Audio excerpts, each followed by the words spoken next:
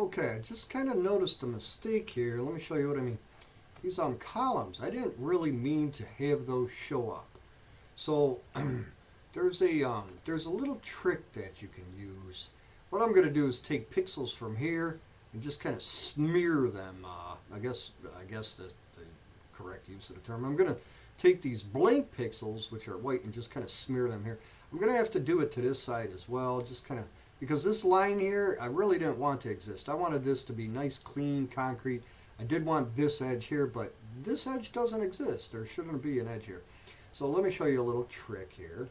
If you go to this tool that looks like, now make sure you're on the right layer. I'm not on that white cubes layer again.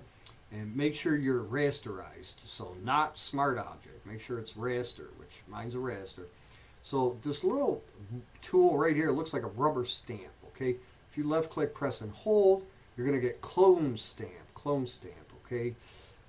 So I'm gonna make sure to pick clone stamp. Now what it does, if I hit Alt in a certain location, notice when I hit the Alt button, it kind of gives me like a target, I guess you could call it. What that does is it allows me to pick pixels here, watch. So I hit Alt, and I click here, and then let go, and just kind of, notice it gets a plus symbol. It's just going to kind of take pixels from up above and smear that, okay?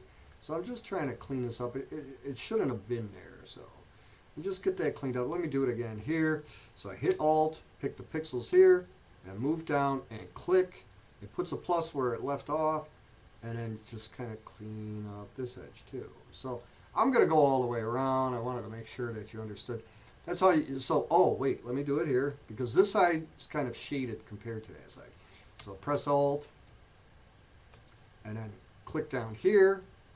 It puts a little plus sign where I originally picked Alt at, and then just kind of smear some pixels through here. And you can control your brush size. It's just like the brush. So if it starts getting really thin, like maybe I got some in here that are really thin, again, hit the quotation mark and the bracket to the left. Bracket to the right is going to make it even smaller. So, but the smaller you go, the more work you're going to have. So let me kind of make that bigger again. So here again, I pick Alt, and then click down here. That way I can kind of smear the effect. So Alt, takes a little practice, but it's well worth it. This is a very versatile tool to use, okay? So I guess I'm happy now. I'm very, very happy now. Well, I kind of messed something up. I don't know how that happened, but I must have picked this edge right here. So now I got to fix something, right? And I kind of noticed it here too. So I pick Alt, click here, and smear this. Ooh, what? Hold on. I did that wrong. Click Alt, click here, move here, smear. But see, sometimes you got to back up and pick further away. That way it doesn't pick up on itself, because it it will do that, okay? Alt, click, smear. There we go, okay. And then smear. Okay.